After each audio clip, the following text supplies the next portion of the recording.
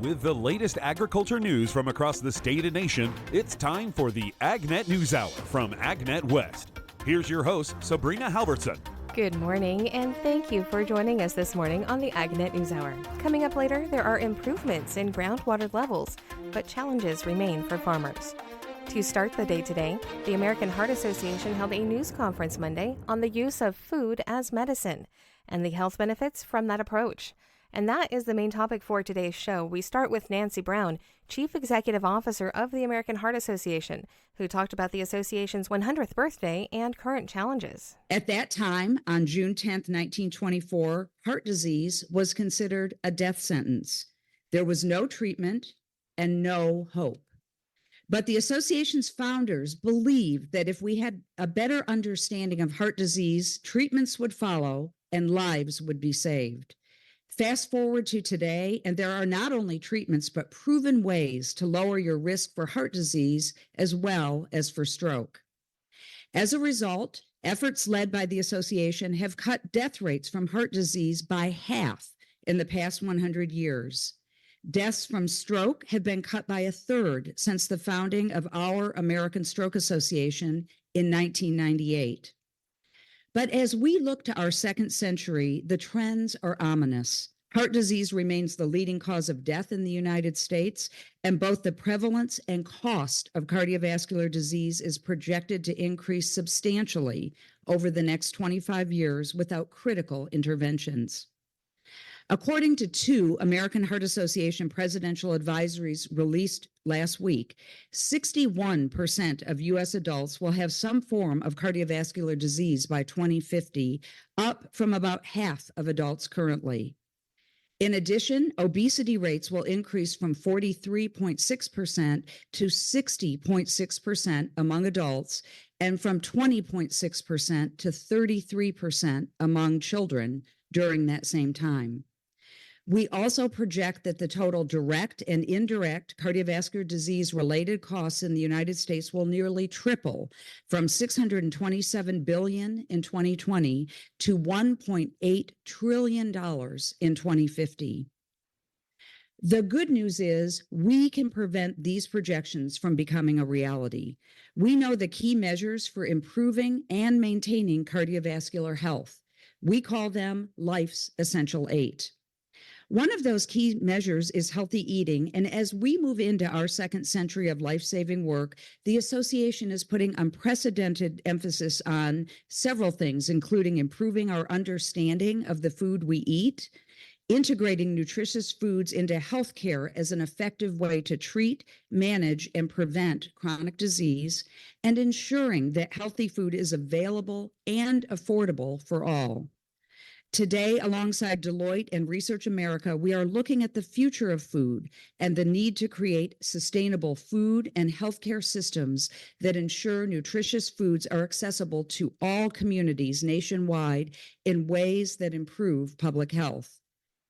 Mary Woolley, President and CEO of Research America, a nonprofit medical and research advocacy alliance, will unveil the results of a new national public opinion poll reflecting attitudes towards weight and obesity, the impact of food consumption on physical and mental well-being, and the challenges to healthy eating.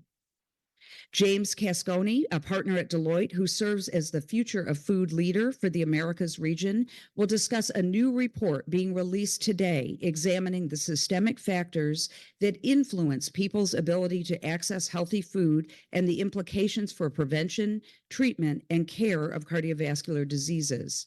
This report is co-authored by Deloitte, the American Heart Association, and Research America. Expert insight and analysis will be provided by Dr. Kevin Volpe, the volunteer scientific lead for the American Heart Association's Healthcare by Food initiative and founding director of the Center for Health Incentives and Behavioral Economics at the University of Pennsylvania's Perelman School of Medicine and the Wharton School. The poll and the report provide a broad worldview of the food and nutrition landscape that will guide decision-making as the association engages additional stakeholders in the critically important discussion about healthy food and the fight against chronic diseases. Following the discussion, we will invite working journalists to ask questions in the room and via the Zoom chat. Don't forget, if you've missed any of our morning shows or if you simply need to catch the news at a different time, you can subscribe to our podcast and have statewide agriculture news at your convenience. All you have to do is search for the AgNet News Hour on your favorite podcast downloading app. That's AgNet News Hour, and it's available wherever you listen to your favorite podcasts. You're listening to the AgNet News Hour. I'm Sabrina Halvorson. In today's National Spotlight, while overall ag exports are expected to drop this year, not all the export news is bad. Here's Gary Crawford. The latest U.S. Department of Agriculture ag trade forecast is for this current fiscal year, 2024. It's projecting U.S. ag exports to fall by another 4.5% from last year. And we're seeing a bit more softness in trade than we previously anticipated, especially for bulk commodities like corn and soybeans. But USDA's chief economist Seth Meyer says the news in this forecast is not all bad. There are some U.S. commodities that are expected to do better than last year on the export market. Most of those are in the so-called high-value category. We're looking at an increase in overall value of beef exports, an overall increase in the value of pork exports, and also perhaps an increase in the value of U.S. dairy exports. On the beef side, for beef, it's largely it is a price move, right? We're in a contraction phase of the cattle cycle, so our value of exports are rising with price. I think those are good markets for us in the beef sector where we export beef to some high value places. I think we want to make sure we keep those. Even though we're in a contraction phase in the cattle cycle, that's our real challenge, but it's a good product. We want to be able to export that high-quality beef. And that seems to be going well as world demand for livestock products continues strong. So strong that USDA has added almost $1 billion to its overall forecast for U.S. dairy, poultry, beef, and pork exports. Those are expected to total $38.5 billion this year. But beyond livestock, there are other products expected to do better than last year, including fruits, vegetables, and tree nuts. And also one non-food product, and that's ethanol. For ethanol, we're talking about a $3.5 billion export rising to $4 billion in 2024. That's about a 15% increase year over year in the overall value of ethanol exports. Meyer says ethanol export values this year could match the record set in 2022, and in terms of volume, could break the record of 1.6 billion gallons set in 2018. This is Gary Crawford reporting for the U.S. Department of Agriculture. That's today's National Spotlight. Now here's the Livestock Report with John Harris. U.S. pork exports posted another strong month in April. U.S. Meat Export Federation President and CEO Dan Hallstrom has the details. We had a phenomenal growth year on year globally, almost 278,000 metric tons, up 14%, and a huge month on value as well. Globally at almost $780 million, up 18%. Once again, the leader in the discussion continues to be Mexico. Similar to 2023, the momentum continues in 2024 for Mexico. Absolutely a monster month in April, over 107,000 metric tons, which is up 34%. And the value side for April for Mexico, $240 million, up 61%. Keep in mind, you're comparing this to records from a year ago. So needless to say, food service, retail, the trade for further processing, appears that U.S. pork continues to hit on all cylinders in Mexico. Asia and Latin America also reported strong pork exports in April. Mexico also led beef export growth in April, and beef demand in Japan is showing signs of a rebound. We were just slightly above a year ago on the volume side at 111,580 tons. Value side, as we saw through the first 3 months of this year, value continues to grow just under $900 million exported, which is growth of 5%. Similar to pork, on the beef side, Mexico had a big month, 21,000 metric tons, up 46% for April. But we had some help from Asia as well. Japan up 6% at 21,000 tons. Once again,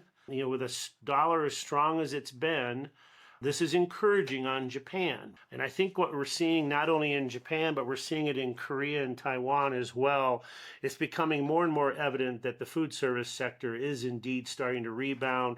and at least a portion of that rebound is being driven by tourism. For more, please visit usmef.org. For the U.S. Meat Export Federation, I'm John Harris. The World Pork Expo brings topics of pork production to the forefront of producers' minds. While we haven't heard as much about African swine fever, it is still a threat. Dr. Anna Forsyth is the Director of Animal Health with the National Pork Producers Council and talks about where things are with African swine fever. I've been getting a comment recently that it seems like it's slowed down. We're not hearing as much about African swine fever.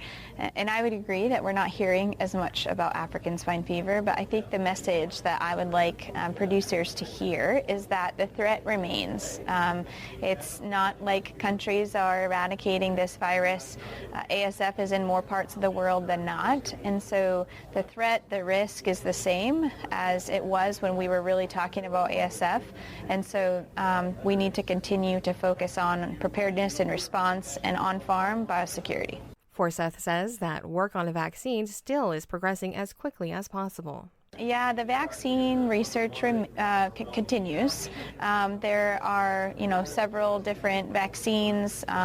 This is an interest of industries far beyond the United States, and so that allows for a lot of collaboration across border and in countries that are dealing with the virus itself. So it's not easy to make a vaccine for this particular virus. It's not easy to get a vaccine approved for this particular virus, and so the expectation was not that it happened quickly, and so the update for now is that we are still working on the vaccine. This is why the NPPC is working hard with other animal industries like beef and poultry to lobby for funding for the needed tools and resources in the Farm Bill.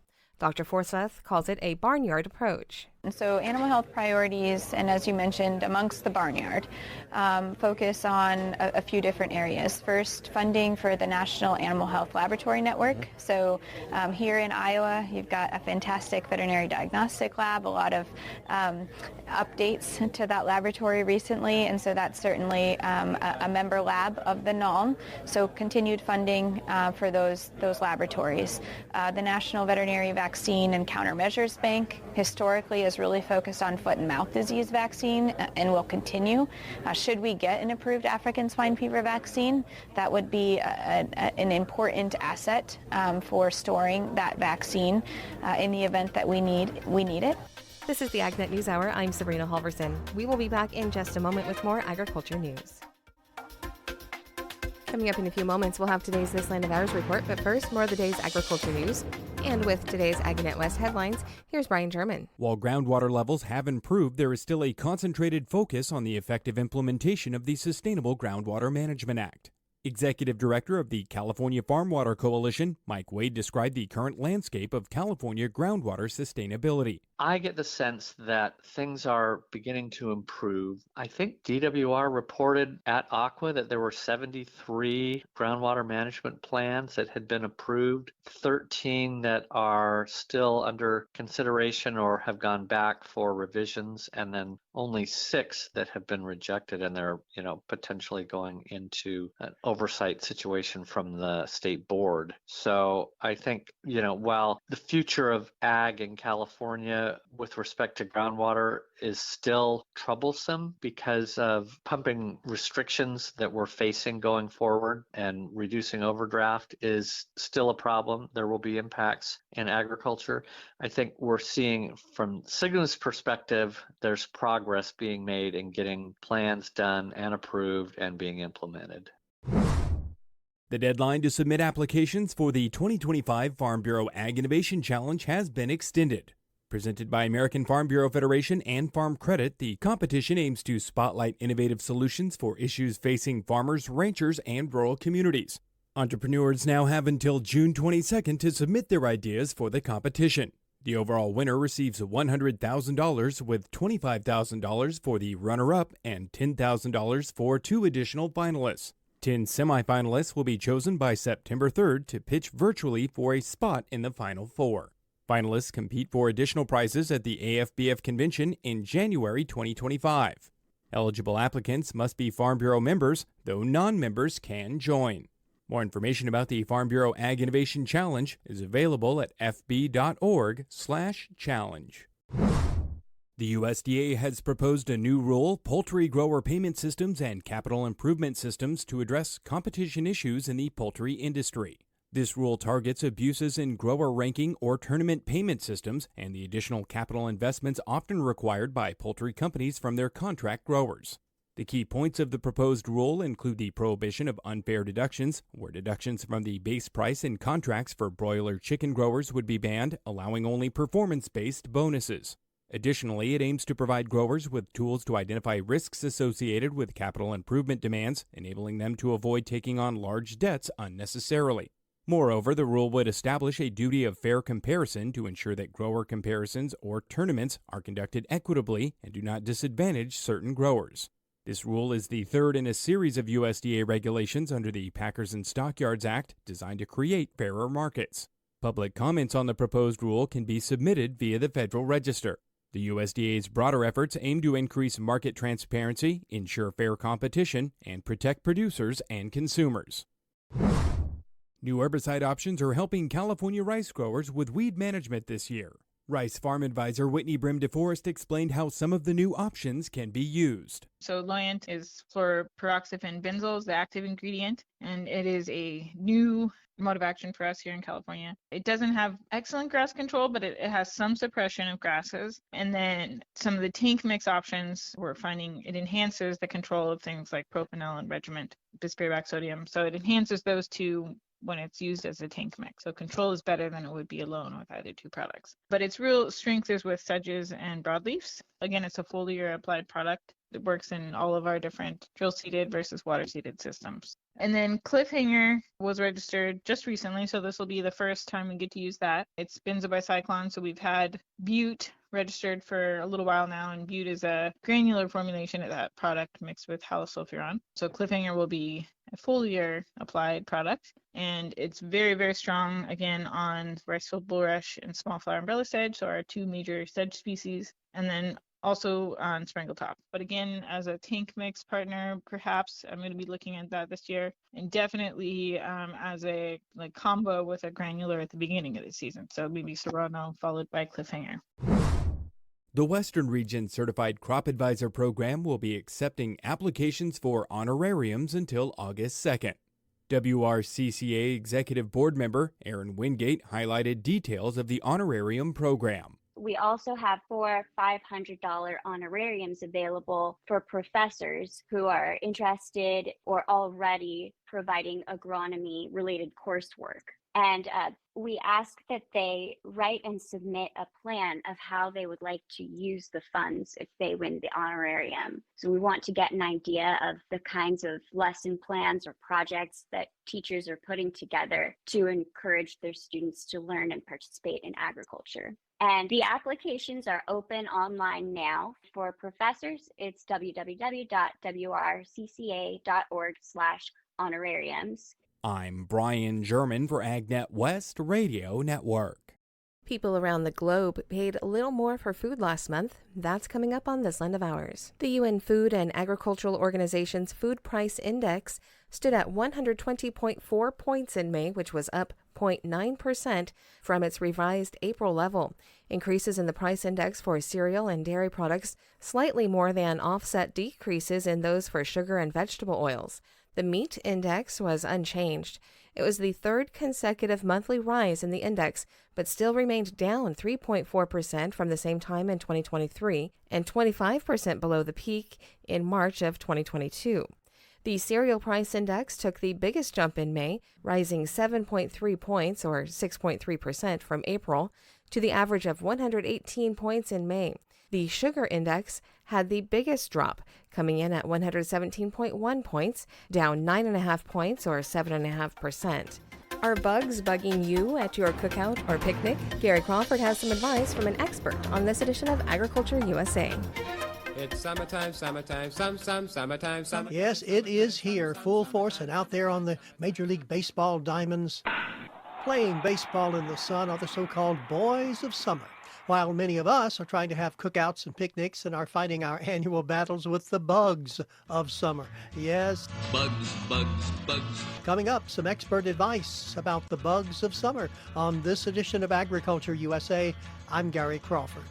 Now, some people don't mind the insects horning in on things. After all, we are invading their space. But for some, I hate bugs, any kind of bugs. And so many of us go out armed to the teeth with all kinds of devices, all kinds of candles and foggers and zappers, you name it. Yeah, there's a lot of products out there, and lots of them don't work. Just like me. That's Kate Chapman, insect expert, University of Nebraska. And yes, the home catalogs are full of products such as devices that send out ultrasonic sound waves that are supposed to repel the insects. She says studies show those don't work. Now, some folks have those electric bug zappers, and yes, she says they might zap a few mosquitoes and wasps, but also they zap many other beneficial insects that don't do anybody any harm. Now, of course, millions of us burn a lot of citronella candles and such, which are supposed to keep mosquitoes away. However, There's a lot of lab studies that show citronella can have a repellent effect, but those are lab studies with high concentrations of citronella, and we're not getting those same concentrations in the candles. And so while we're getting some out there, it's just not enough. so is there anything that will help keep our cookout reasonably free of mosquito bites? Kate says there is something we can do days ahead of the cookout. The best thing you can do is if there's any standing water on your property or around, is dump it. So mosquitoes, the first part of their life cycle, the larvae, they actually live in the water. So dump any that you can find. Meanwhile, here's something to try at the cookout itself. I'll just turn this fan on. Fans work great too. A lot of these insects, like flies and mosquitoes, they're not great flyers. So if you get like a standing fan that you can put out, you're not only keeping yourself cool, but you're also going to deter these flying insects too. Now, finally, there are several personal repellents, and they do help. You know, they're approved. They work really well. We have DEET, we have picaridin, permethrin for clothing, and I think a third one that was just recently registered and approved. It's called oil of lemon eucalyptus. Kate says nothing is going to work 100%, especially repelling Mosquitoes, wasps, and bees. Oh, my.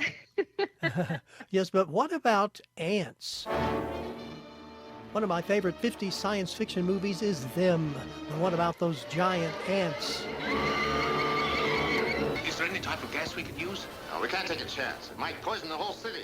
Which is being invaded by a slew of giant ants. Kate Chapman says normal-size ants are a big enough problem, of course.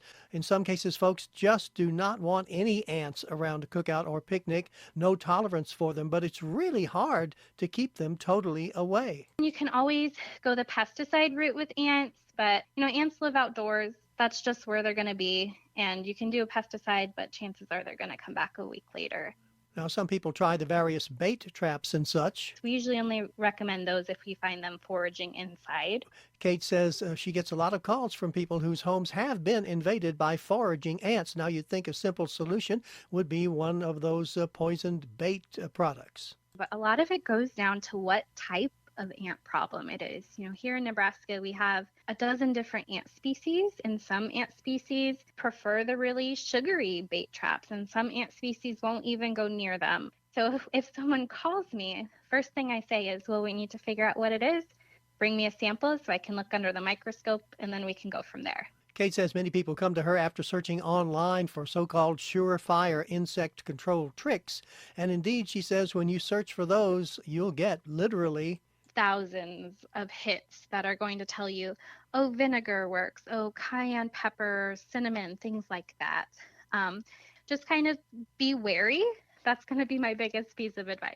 Except to start by going to experts like her right off the bat. Land-grant universities across the country, they have extension. And that's what we're here for, is to answer those questions and provide you research-based information.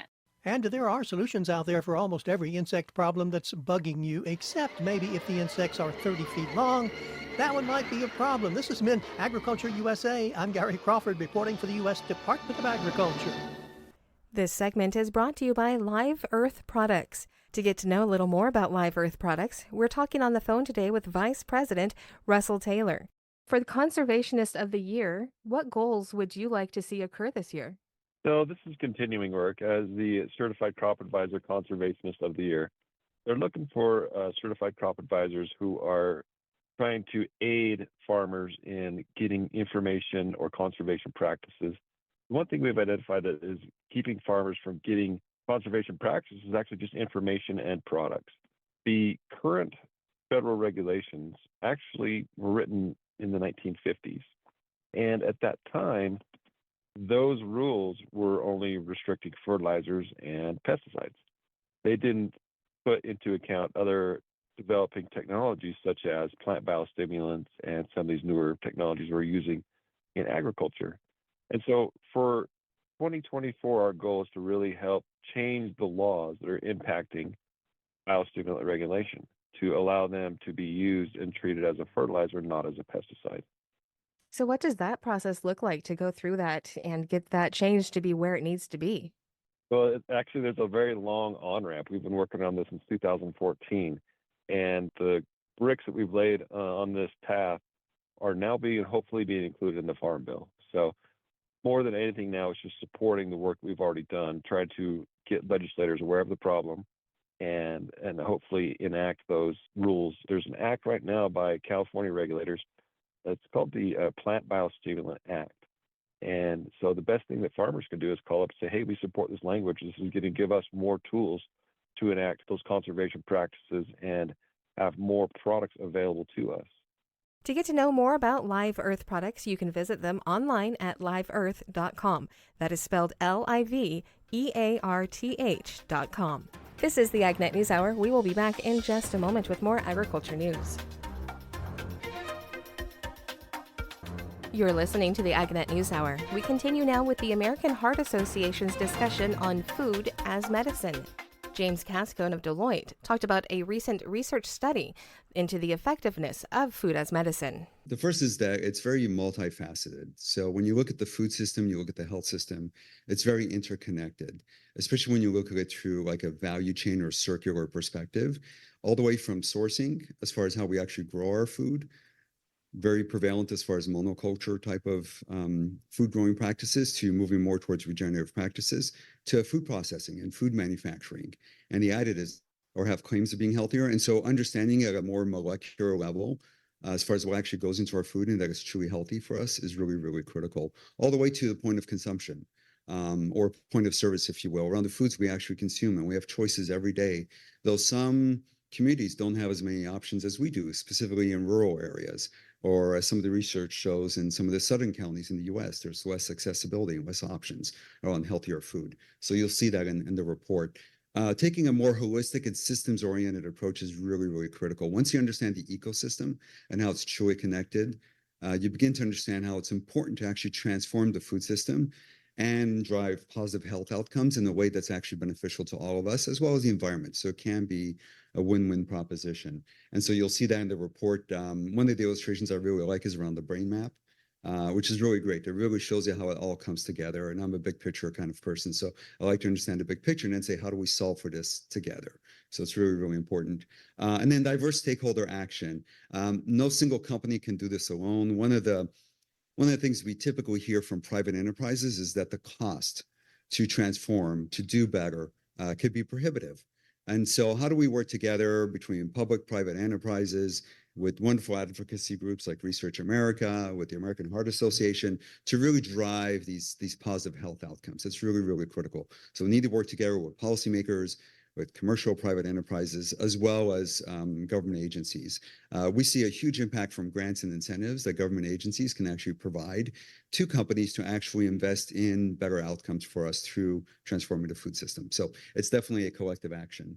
When you look at some of the ways that we can solve for this in a more transformative manner, there are three, which is I'm pointing to the Venn diagram right now.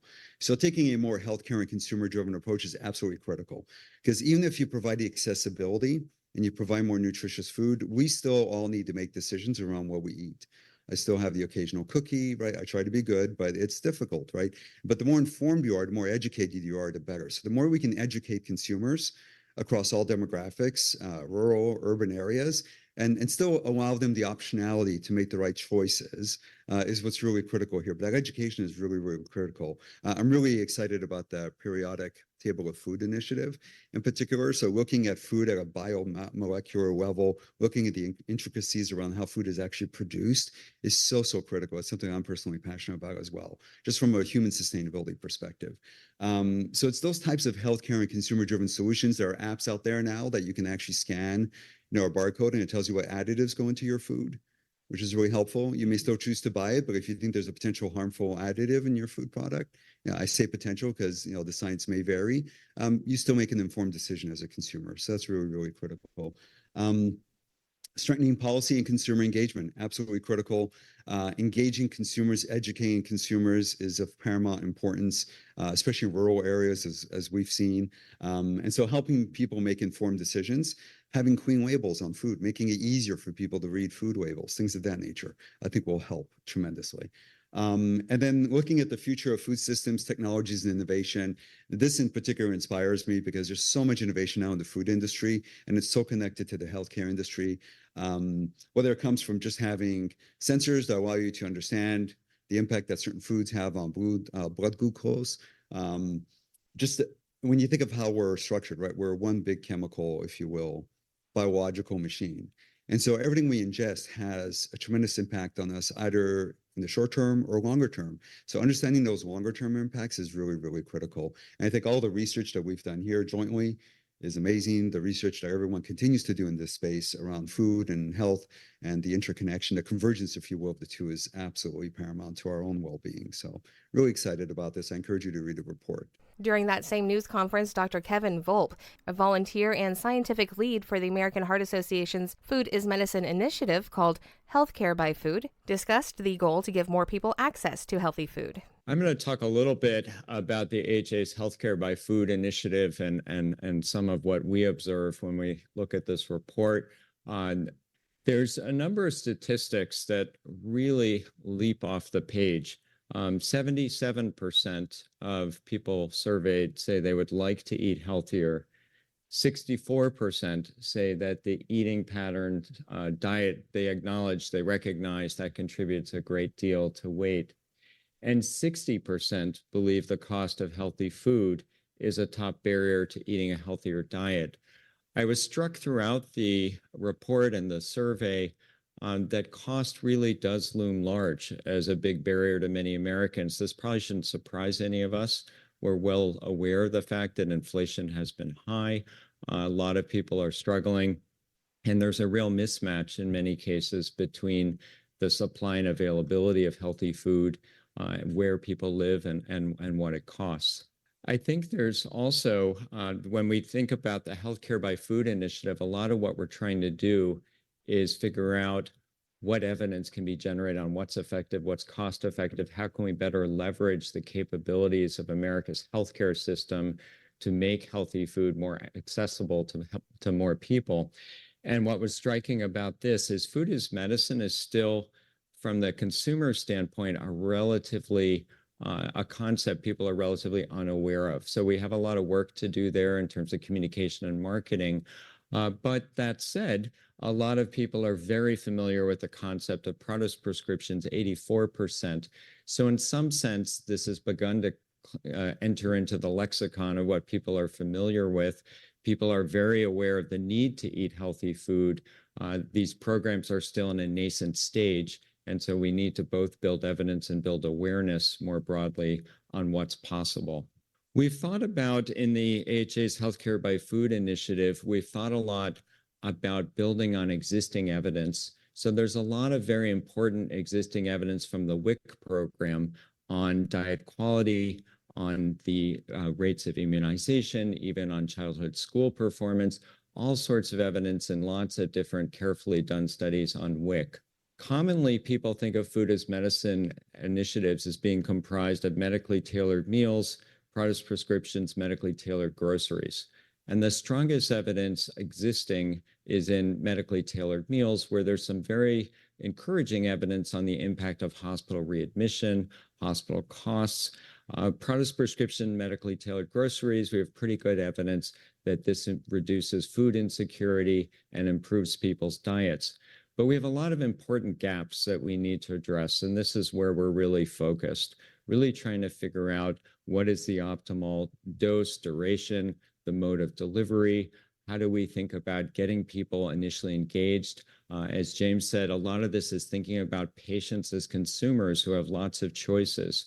How do we make these offerings really enticing to people so they want to enroll in these programs and they will engage at high rates?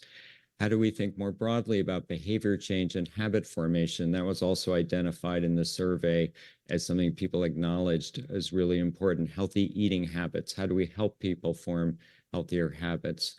How do we think about the role of coaching and other supports? How do we think about testing program effectiveness in the types of settings in which the programs can be easily replicated and scaled? And then finally, a lot of this comes down to cost effectiveness. One of our central goals is to design programs that insurers find sufficiently cost-effective relative to already covered medical benefits that they will want to cover them out of economic self-interest. And we have to keep driving towards that as a North Star of sorts, thinking about designing extremely effective programs that are also extremely cost-effective. We've been working on this with a number of people from around the country. We've begun to build a movement within academia. We have more than 150 academics, lots of volunteers, 25 CBOs, lots of national companies that are working together on this effort. It is, as the proverbial saying goes, it is going to take a village. We need a lot of input from the public sector, from the private sector, from academia, from CBOs, from volunteers. We all need to figure this out together because it's really, I think as the report very nicely highlights, we're at a critical juncture here where if underlying trends continue, we're facing much higher rates of cardiovascular disease and obesity. And we have to think back, what are some of the underlying causes for that? How can we try to reverse some of those underlying trends and help people eat healthier at higher rates? Thank you. You're listening to the AgNet News Hour. To wrap up our day today, Mexico recently held an election and will have a change in leadership later this year. Jackie Fatka, the lead economist for Farm Supply and Biofuels in CoBank's Knowledge Exchange Research Division, discusses what this might mean for our trade relations, starting with the effect it's had on the peso. The dollar to peso ratio has been favorable to exports there, especially with corn. We've seen a lot of our corn go to Mexico. With so many headwinds that the industry is facing, that was really a tailwind, right? It was kind of giving us some boost. But a weaker peso longer term may actually slow U.S. grain exports to Mexico. So corn in particular. That's one thing we're watching there with the recent election. She says there could be another change as well, with Mexico's current refusal to take GMO corn for most purposes. There is the GMO concerns, and that's going through the USMCA trade dispute process right now. This newly elected president is a very close ally of her predecessor, and so there is some questions of whether she would continue that going forward or whether she would relax that. She's a scientist, and so maybe she would be able to kind of see where things go through the trade dispute, but when she comes into office later this fall, maybe would reevaluate the country's position on GMO corn. She explains there's been some progress on that already. We've been able to kind of scale that back. The fact that at one point, we didn't know if we'd be able to send any corn, and now it was just corn that was going to be used in their food, so a smaller chunk, right? If we weren't able to send any of our corn for their feeding, then it would really be a problem. But this is something that's really important, not just for the relationship with U.S. and Mexico, but around the world, right? The biotechnology, the science behind it is really under scrutiny in this case, and so it's going to have an impact not just with Mexico trade, but possibly all around the world in the continued just knowledge and understanding of the safety that comes with GMO corn. That's today's top agriculture news. I'm Sabrina Halvorson. Thank you for sharing your morning with us. To get more information on the topics you heard today, visit AgNet West online at agnetwest.com. You can also stay connected by following us on our social media at AgNet West on Facebook, Instagram, and Twitter. You can also find our broadcast team of Brian German and Sabrina Halvorson on Facebook and Twitter. Thank you for listening to the AgNet News Hour from AgNet West. AgNet West Radio Network, your primary choice for agriculture news.